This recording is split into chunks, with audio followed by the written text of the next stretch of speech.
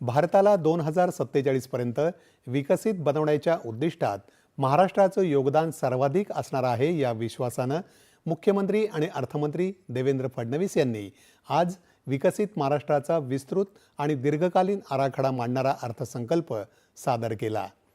पुढच्या 25 वर्षांचं नियोजन असणाऱ्या या अर्थसंकल्पात $1 ट्रिलियन अर्थव्यवस्थेकडे राज्याची वाटचाल सुरू असून 2047 पर्यंत 5 ट्रिलियनचं उद्दिष्ट ठेवण्यात आलं आहे।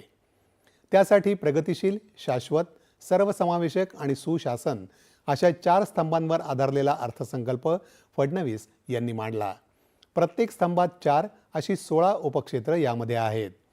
शेतीचा राज्य उत्पादन दर $50 अब्ज वरून $500 अब्ज पर्यंत, उद्योग क्षेत्राचा GDP 123 वरून $1500 अब्ज पर्यंत, तर सेवा क्षेत्राचा GDP $312 अब्ज वरून $3000 अब्ज पर्यंत नेण्याचं दीर्घकालीन उद्दिष्ट अर्थसंकल्पात मांडण्यात आलं आहे।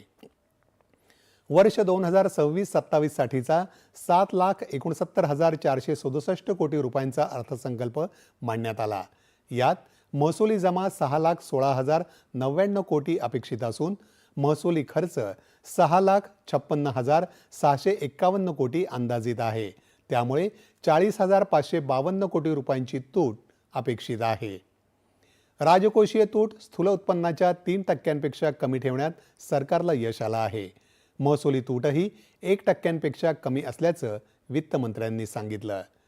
या अर्थसंकल्पातून विकसित महाराष्ट्राचं संकल्पचित्र दिसेल असं सांगतानाच वित्तमंत्र्यांनी या वर्षातही कृषी, शेतकरी कल्याण, उद्योग आणि ऊर्जा क्षेत्रासाठीच्या काही महत्त्वाच्या घोषणा केल्या।